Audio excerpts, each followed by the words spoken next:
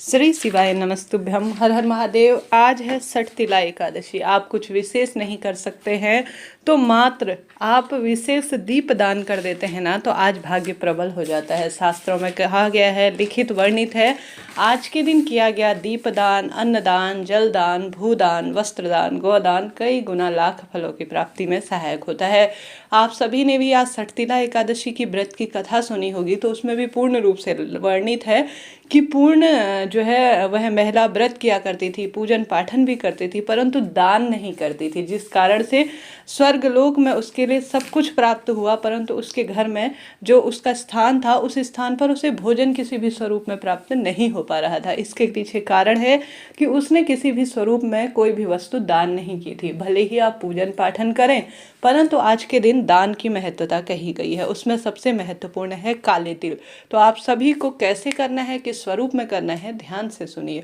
सबसे पहले आप सभी एक थाली में अपने ही घर में सुंदर भाव से आटे के दीपक, जो कि सर्वोत्तम माने जाते हैं, जब जब आटे के दीपक प्रज्वलित होते हैं, ऐसी मान्यता है, दीपदान का फल मिलता है। जब आटे के दीपक ठंडे हो जाते हैं ना, तो वह चिड़िया, कबूतर या गौ माता उन्हें ग्रहण करती है, तो अन्नदान का भी इससे सुख प्राप्त होता है। संभव हो तो आज 5 कम से कम आटे के दीपक बनाएं। गुरु जी कहते हैं, जब भी एकादशी, अमावस्या, पूर्णिमा, अष्टमी, पंचमी यह विशेष तिथियां पड़ती हैं, तो कम से कम 5 दीपक का दान करना चाहिए। तो एक थाली में सुंदर भाव से ओम नमो भगवते वासुदेवाय और श्री शिवाय नमस्तुभ्यम महामंत्र का स्मरण दान करते हुए आप सभी रख लीजिएगा। कमेंट्स के द्वारा भी आप इन महामंत्रों का दान कर सकते हैं, लाभ होगा। चैनल पर नए हैं तो लाइक करें, शेयर करें, सब्सक्राइब करें।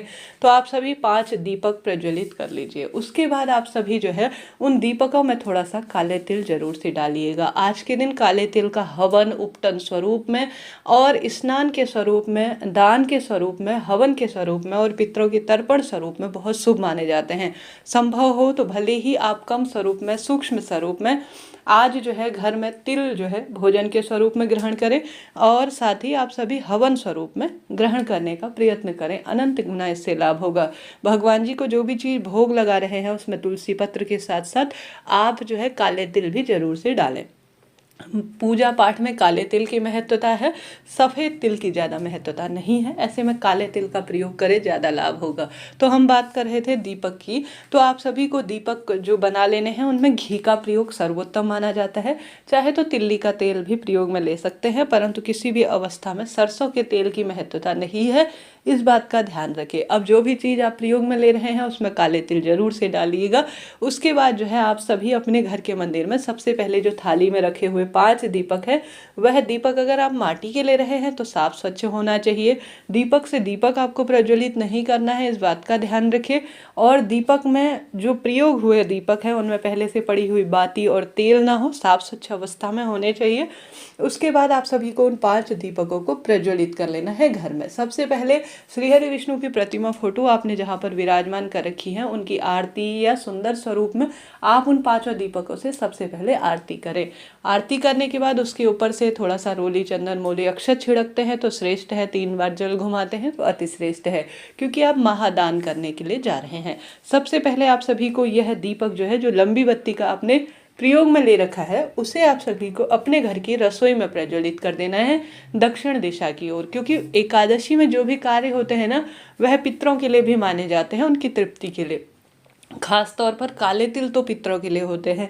तो ऐसे में आप सभी को रसोई घर में दक्षिण दिशा की ओर मुख करते हुए लंबी बत्ती का अपने मटके के स्थान पर या कहीं पर भी घर में आपने अपने पितरों की स्थान जो निर्धारित कर रखा है, हर एक परिवार के हिसाब से अलग अलग होता है, वहाँ पर सबसे पहला आपको दीपक प्रज्वलित कर देना है। दूसरा दीपक आप सभी को लेकर जाना है माता तुलसी में। आपके प्रश्न आते हैं कि माता तुलसी में गोल बाती का दीपक लगाएं या लंबी बाती का, आपकी इच्छा है। देखिए, आप श्रीहरि विष्णु के स्मरण भाव से लगाएंगे तो गोल बाती का भी प्रयोग हो जाएगा। अगर माता लक्ष्मी के नाम से, माँ तुलसी के नाम से लगा रहे हैं तो लंबी बाती का भी प्रयोग हो जाएगा। इच्छा आपकी है, आप किस स्वरूप में जो है दीपदान करना चाहते हैं, तो गोल बाती का भी प्रयोग कर सकते हैं। लंबी बाती का भी प्रयोग कर सकते हैं। पूर्व या उत्तर दिशा की ओर इसका मुख होना चाहिए, इस बात का ध्यान रखते हुए दीप प्रज्वलित आप सभी को कर देना है। साथ ही आप यह गलती ना करें कि काफ़ी देर रात्रि तक आप दीपदान कर रहे हैं। दीपदान का एक नियम होता है, प्रदोष काल में जब हल्का सा अंधेरा हो और हल्की सी रोशनी रहे तब दीपदान कर देना चाहिए, ज़्यादा श्रेष्ठ फलों की प्राप्ति के लिए। शाम के समय सर्दी का मौसम है, स्वयं की शुद्धि जरूर से करें, थोड़ा सा जल का छींटन डालें स्वयं के ऊपर। स्नान इत्यादि करने की आवश्यकता नहीं है, हाथ पैर धो लीजिए, कुल्ला कर लीजिए। जब भी कोई दान करते हैं ना तो आवश्यक रूप से प्रभु स्मरण किया कीजिए, जिससे कि ज़्यादा श्रेष्ठ फलों की प्राप्ति हो। ध्यान कहीं और हो और आप सभी जो है दीपदान करें तो यह श्रेष्ठ नहीं है। 2 दीपक आपने प्रज्वलित कर लिए, बात आती है तीसरे दीपक की। तीसरा दीपक आप सभी को पीपल वृक्ष की जड़ में, वृक्ष में मैं पीपल हूँ ऐसा भगवान श्री कृष्ण स्वयं कहते हैं। साथ ही एक पीपल का पत्ता गुरुजी कहते हैं 1000 ब्राह्मणों की साक्षी कराता है। आज के दिन इतनी महत्वता है पीपल के पत्ते की, तो आप सभी को एक दीपक पितरों का स्मरण करते हुए, श्री हरि विष्णु का स्मरण करते हुए पीपल वृक्ष की जड़ में समर्पित कर देना है। ठीक है, यह बात हो गई 3 दीपकों की। बढ़ते हैं चौथे दीपक की ओर। चौथा दीपक आप सभी को श्री हरि विष्णु के मंदिर में और महादेव के मंदिर में प्रज्वलित करना है। ठीक है, यह पूर्ण रूप से 5 दीपकों की हमने बात कर ली। इसके अलावा आपकी इच्छा है, शक्ति है, सामर्थ्य है, घर के दरवाजे पर अगर आप दीपक करते हैं तो अत्यधिक शुभ है। घर के मंदिर में तो सामान्य सरल तरीके से हम रोज करते ही हैं। बेलपत्र वृक्ष के नीचे और साथ ही बहते हुए पानी में आंवला वृक्ष, समी वृक्ष, केला वृक्ष, यह पूजनीय स्थान माने गए हैं, जो कि अपने आप में अद्भुत है। कम से कम 5 दीपक जलाएं, उससे ज़्यादा इच्छा आपकी है। आप अधिक करना चाहें, कम करना चाहें, किसी भी स्वरूप में दान करना हर एक स्वरूप में लाभ ही देता है, हानि इसकी नहीं होती। किसी न किसी स्वरूप में भगवान जी के निमित्त कोई भी दान कर रहे हैं, भाग्योदय होता है, रोग दोष संकट पीड़ा का नाश होता है और पूरा परिवार इससे सुख प्राप्त करता है। करके देखिएगा, लाभ आपको होना ही है। आज अगर आप गौ माता को रोटी खिला रहे हैं ना शाम के समय या कल जो है, आप सभी को गौ माता के लिए हमेशा गुरुजी कहते हैं एकादशी, दशमी, द्वादशी तिथि के दिन सोमक पितृ का नाम लेना है। सोमक पितृ का नाम पूर्ण रूप से गरुड़ पुराण में वर्णित है, गीता भगवद गीता के 7वें अध्याय में पूर्ण रूप से वर्णित है। तो आप सभी को सोमक पितृ का नाम लेकर 2 रोटी का निर्माण करना है। महिला है तो 2 रोटी का जरूर से निर्माण करें, क्योंकि पीहर पक्ष और ससुराल पक्ष दोनों के पितृ इससे तृप्त होते हैं। और एकादशी का व्रत नहीं भी कर पाते हैं तो भी इस कार्य को करने का प्रयत्न करें।